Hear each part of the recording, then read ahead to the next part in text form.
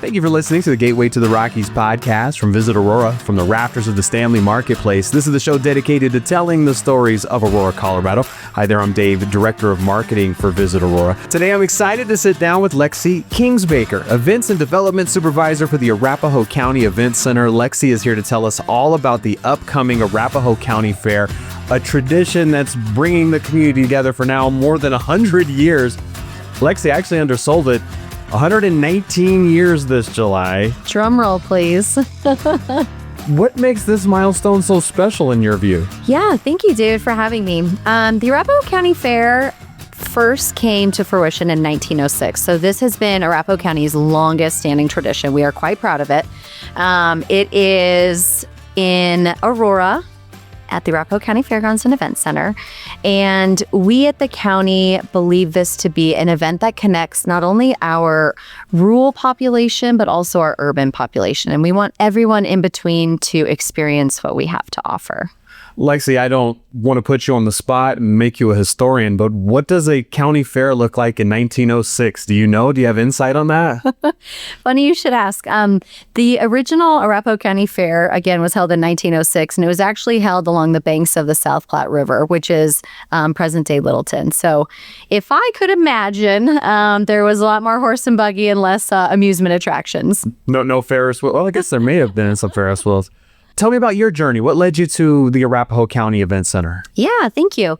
I've actually been in the event industry about 15 years now. I graduated from University of Northern Colorado, go Bears. Go Bears. And have worked traditionally in municipal government. So town of Estes Park, Larimer County, as a matter of fact, and now Arapahoe County. So I believe myself to be an expert in this side of the house where we produce community events and bring those together to create those memories. Talk about your journey. What brought you specifically to Aurora? Yeah, good question. So I've had some good friends that work within the industry. And honestly, it was right place, right time. But from that time in 2017, I've really grown a passion for this community and especially the events that we put on to, again, bring that community together. The Events and Development Supervisor is the title. What does that role entail as you lead up to the fair? Yeah, so on our team, we have about 10 of us. We split in between events and operations. But the fair itself is unique in that it really is a county effort. So we work really closely with our open spaces team, a lot of our admin folks. It truly is, a team effort to make what we do possible. I doubt putting on an event of this scale is ever easy, but do you have like a rhythm in the planning, promotion, and execution that makes it somewhat predictable each year, or is each year its own unique adventure? I would say we're good at what we call our core entertainment. So we have fan favorites that we'll bring back every year, such as, CPR rodeos, mutton bustin', our tractor pulls. But then we also get a little bit creative and think outside the box to feature new and enticing items, some of which include a BMX stunt show, Polynesian fire dancers, a gel blasters in our kids' corral. So I would say it's a good combination of stick to the basics, but then also see what our limits are and reach for the stars. Yeah, is it one of those situations where you have here are our tent pole features, and now here's where we can get creative as well and kind of expand and get creative a little bit? Definitely.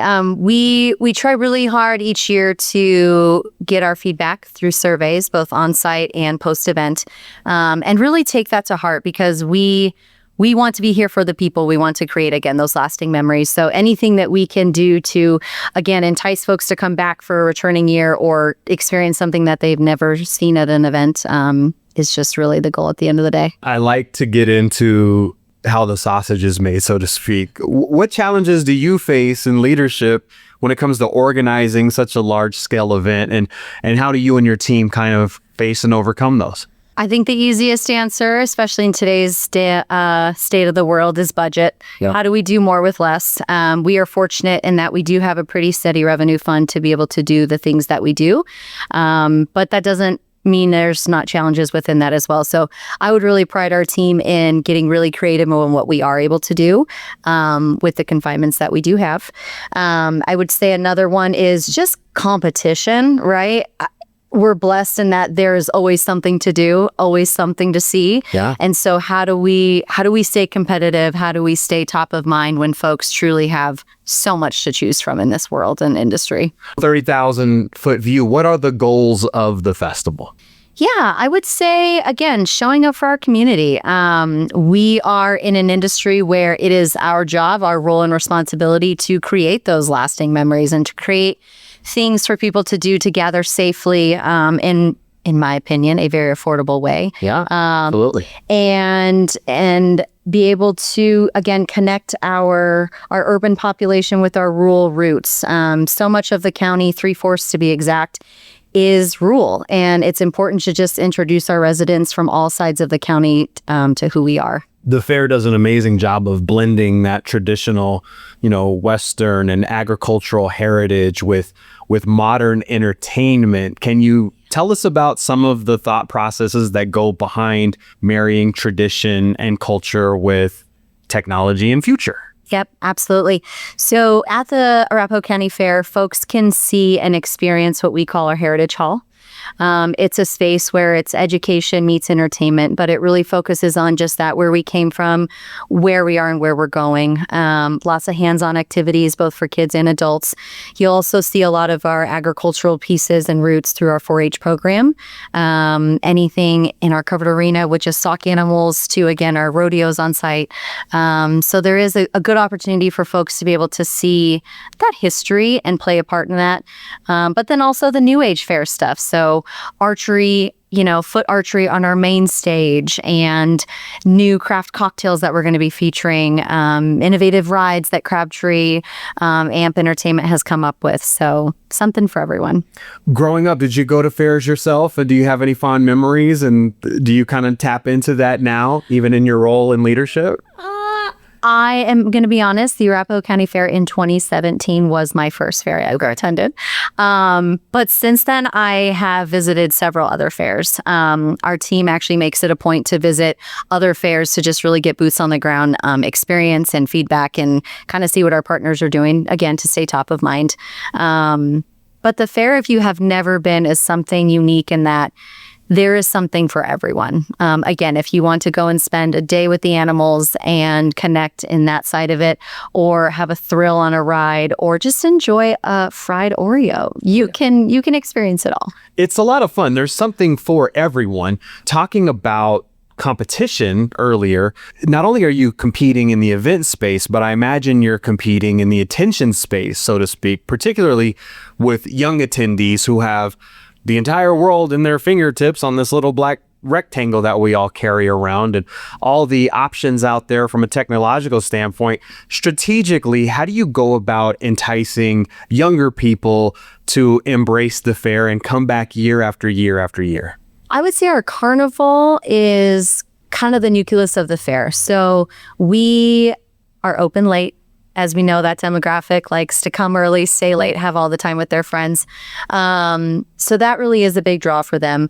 I would say our job within the event is to give them other areas that they wouldn't normally think that they would enjoy. So again, highlighting on, canine stars, loving on those puppies, watching them do tricks and flips and all the things, getting creative with our main stage entertainment and our acts, the fireworks. I think the carnival, given the production that they do, is what gets them there, but then it's our job to just continue to keep them there with the other offerings that we have. Everybody has their thing that they're most excited for, but when you arrive at the fair, what I always marvel at is like, oh yeah, I forgot about this, I forgot about that. There's so much to do. You can really get lost in it for an entire day, if not multiple days. Yes, and that really is our goal, in that when we sell the $25 all-inclusive price model, you are guaranteed a day of fun. You can come, we open at 4 on Thursday, 11 Friday, Saturday, and Sunday, and you can truly stay the entire day and have a day full of nothing that you've experienced twice. Well, and part of the beauty of it, and this might be for the older demographic, is you're not fighting with downtown traffic. Like, you're going to a place that's ample parking. You can breathe out at the Arapahoe County Fairgrounds. It feels like you can relax a little bit. It's not this big stressful ordeal even just to get there.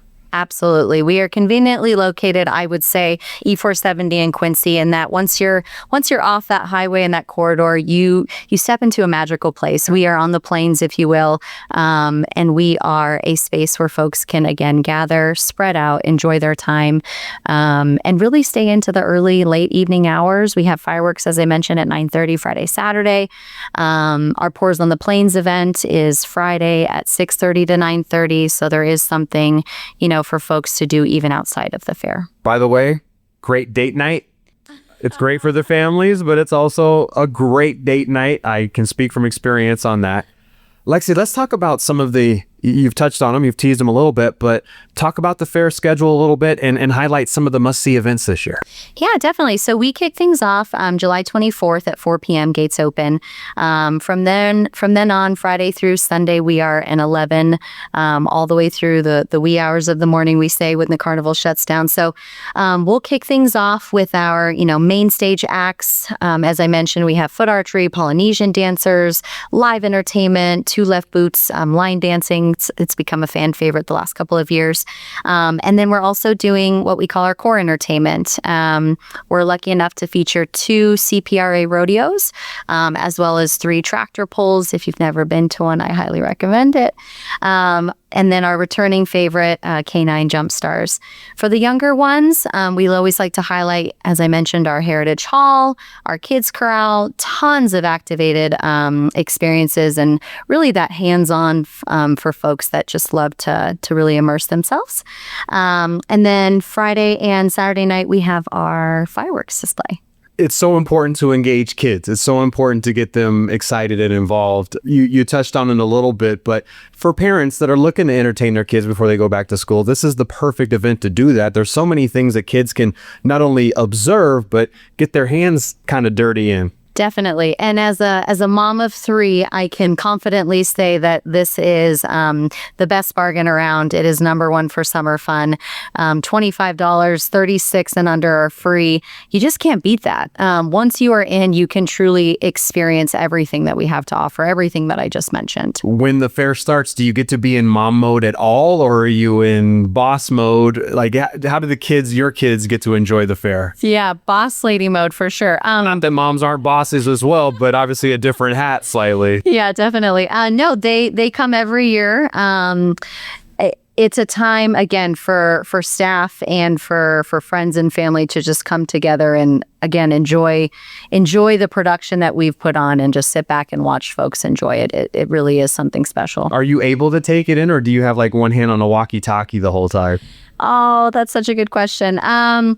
Yeah, I'm pretty much in boss mode the whole time, but that's where the fun is, right? Because you have to remember we plan this event year round, and so to be able to again sit back and just watch it in motion and really see folks enjoying everything that you've put in makes it all worth it. What are the kids' favorite highlights? What are your kids particularly get excited for? Yes, my kids love the fair food. So again, that deep fried Oreo, that snow cone. Mm-hmm. They love the Ferris wheel. You mentioned that earlier, and mutton bustin'. If you've not experienced it and or seen it in action, it is quite comical. Mutton bustin' is the most adorable, hilarious thing ever. And it also shows you the resilience of these kids because, they're protected, they're taken care of, but you see these kids fall off and you're like, I don't know if I would survive this. I'd be sore the next day, but it is the most adorable thing. Yeah. Also, I'd be remiss if I didn't ask you about this. Did you say foot archery? Foot archery. What is foot archery? That is a really good question. I'm glad you asked it. Is it what I'm envisioning in my head? It is. So I want you to envision an aerialist that is upside down, left and right, topsy-turvy, and individual has a bow and arrow between his or her right. And they will demonstrate their acrobatics to you. I'm thinking like William Tell, is there an apple on somebody's head? Is it like that? I mean, you'll have to come and see it for yourself. You and I both. Archery is hard enough with arms and hands. I can't imagine going into like, this is too easy, let me make this infinitely more difficult. That's got to be just an absolute spectacle. You say that, but I still am focusing on the fire dancers. I can hardly juggle as it is, let alone flaming sticks up in the air. So how do you go about identifying these acts? Do you do an open call for submissions? Do you have talent scouts? How do you decide who's going to be featured in the entertainment and the like? Yeah, we're really fortunate in that folks want to be on stage. And so we have a team that comes together to look at a combination of paid and community stage acts. We've also took an initiative this year to work with our SCFD organizations to really give them an opportunity to be featured on stage as well. Honestly, it comes down to time of performance. How many acts do we actually have to fill? Right. Variety is key. Again, we want to keep folks enticed, ooh and ah. And then we also just want to be a good community partner. So giving folks a chance to get on that stage and show us what they're all about. And to be honest, our main stage coordinator right now, Jessica Heights, really puts in a lot of effort to make all of those things come together. Talk about the local aspect a little bit. How important is it that you offer a showcase for local artists, local vendors, local food? We strive each year to bring in new partners, whether it's with the fair or other signature events that we do. A few years ago, we teamed up with Launchpad Brewery to do a collaboration on Create a Fair beer, Windmill Wheat. Again, as I mentioned, this year we're working with our SCFD folks. We opened our community stage act a couple years ago. It really is a goal of ours to bring as many folks, both in our local community and extended community, to help tell that story of the fair. And beyond artists and vendors and artisans, you also invite community organizations to be a part of the fair. It really is about bringing community together. How do you go about enticing these organizations to be a part of it? And if organizations are listening, how can they become a part of it? Yeah, definitely. Just ask. We're pretty welcoming and open group. We get creative each year, I would say, to how do you want to be involved? We had a car show reach out to us, an organization, and how do you want to play a role in this? We're open to the suggestion. We're open to the creative outlets in that. Boots Not Suits, you kind of mentioned with bringing these folks together. We kick that off on Thursday night, and that is our kickoff to the fair. It's a dinner to feature local municipalities and partners within the government sector, to just have that good feel county fair vibe. Get your boots on and your hat and come have a nice dinner and a cocktail and rub elbows. Is this the first year that you've done the Boots Not Suits, or is this a tradition? Boots Not Suits is a tradition as well, and it has become a fan favorite. It is a ticketed event, but we do see a lot of that local partnership come to that event. So I imagine if the dress isn't pretentious, neither is the food. What are we throwing down on at Boots Not Suits? Your traditional barbecue, I would say, but they've gotten creative in that, there's always an activity that takes place, whether it's the two left boots with the line dancing, photo booth, complimentary beverage, of course. All right. But yeah, just a good opportunity to kick things off for the weekend and get folks together in the same room. I can't get the vision of the foot archery and the fire dancers out of my head. Has there ever been an act that you and your team had to decline because it was just too out far for what you were trying to do? Like, have you ever had those heated conversations of like, we can't go there, or this isn't quite in our lane? Anything that comes to mind? There's two parts I would say to that. Yeah. One, no, but I kind of wish we'd had. Yeah. But the second is, if we had, I would imagine our team would just push that envelope a little bit and have the conversation, because that's kind of the fun part about the fair too, is that we want to have those ooh and ah moments again, and give people a reason to talk and experience something that they wouldn't have other seen outside in the other events. For many folks in the community, the Arapahoe County Fair is something that you have to go to every year. It becomes a part of your summer calendar. But for first-time visitors, what tips would you give for them to make the most out of their fair experience? Absolutely. I would say, and this is the mom answering me, but pack for the day. Yeah. Bring your layers, bring your sunscreen, bring your water, bring your snacks. We have plenty on site to assist with that, but just come prepared. We do see some escalated heat, especially being the time of year that it is, end of July. And make your own scavenger hunt. Find the fair map online. ArapahoeCountyFair.com and make your own little bingo card and go see things and make sure you hit every single part of the fair. Because if you don't, you'll be missing out. At $25 for general admission, the fair offers a lot of value in a time where we're looking for value. What does that ticket include? And are there any additional costs for special events? Yes. So the $25 ticket, again, 36 and under are free. But within that, it includes all of the rides. So any carnival ride that you would like to participate in, the 2 rodeos that I mentioned, the tractor pulls, the fireworks, the entertainment, the animal shows. The only additional cost is going to be your food and beverage and the midway games. You talked about this a little bit, but I'd like for you to go into it a little bit more in depth. Pours on the Plains, the Craft Brew Festival. Tell me about that a little bit. Absolutely. Pours on the Plains kicks off Friday, 6:30 to 9:30. We feature 15 plus breweries local to Colorado. We also have some NA options. Our coordinator for this event has made it super engaging in that there's going to be a golf simulator. You can get a henna tattoo, a caricature. There's live entertainment. So it really is an event within an event. You'll have your tastings available, but then you'll also end the event with the live action fireworks show at 9:30. I can't wait. I mean, it's as we record this, it's about 3.5 weeks away. What is your level of excitement as we lead up to it? Is it a level of stress versus excitement? How do you quantify it? Yeah, these last 24 days, 23 days are just smooth sailing. We're putting the final touches on, but Nice. As an event person, these are the days where we just kind of get a little anxious. We want it to happen tomorrow. We don't want to wait the last 23 days. Yeah. We're ready. I imagine like the day of, you kind of almost like the first day of school, you probably don't get a whole lot of sleep the night before because you're excited. You're wondering, what exactly the reaction is going to be and what fires you may have to put out, what opportunities are going to arise, what magical moments you're going to capture and share with people on social media, all of the above.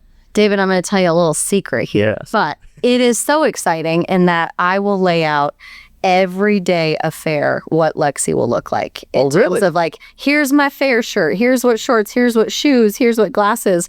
Because when you start that week, it is nonstop. You are running on adrenaline and everything that is caffeinated just to get you through. But then when it kicks off on Thursday, I mean, like I said, that's what you're there for. That's what you built up for. And it goes by in a blur, I imagine, for you and your team. And then afterwards, there's got to be this tremendous feeling of accomplishment, relief, or do you immediately go, okay, start planning 2026 now? Like, do you take a moment to celebrate with the staff afterwards? There it is. That's the $1 million question.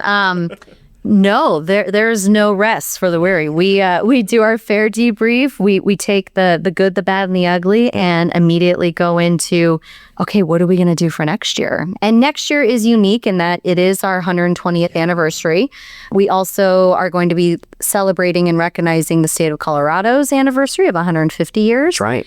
In conjunction with the 250th year of the founding United States. So there's quite a bit of opportunity to align with those anniversaries, not just our fair. Obviously want to focus on this year's event because we want as many people as possible to go for that. But can you give us any kind of sneak peek as to what the big plans are for 120? So we do have some things in the works. We are going to be meeting as a team here in late August to discuss those. But let's just say it's something that you've not seen before. It should become a family tradition. It should become part of your routine. Like I said, your summer schedule right there in the middle of the end of July should be going to the Arapahoe County Fair. More broadly, as you've developed and seen this event grow and change, how would you like to see the Arapahoe County Fair evolve in the foreseeable future? How would you like to see it adapt as we adapt as a community? I would say at our roots, we definitely just want to feature that community safe gathering. And again, that connection with our roots because we have such a vast county and how far we span, bringing those folks together in between. But I would say there's opportunity. There's things that we've not dabbled into, whether it's a large concert or national touring acts that you see at like the San Diego State Fair. Mm-hmm. There's so many untapped areas that we can look at with still being mindful of our roots and budget conscious, and capacity conscious as well. It's a lot to produce to the level that some of these other county fairs do. But I think there's a lot of opportunity there. Lexy, I got to say, I'm a grown man, but I always look forward. I thank you for these tickets, and I am very excited to bring my family out to celebrate with you and your team this year. It's an amazing event, and we're very grateful that we get an opportunity to be a part of it every single year. David, likewise, thank you so much for inviting me here today. We hope to see everyone at the Arapahoe County Fair. Again, July 24th through the 27th. Full details and tickets available at arapahoecountyfair.com. She just did my job there.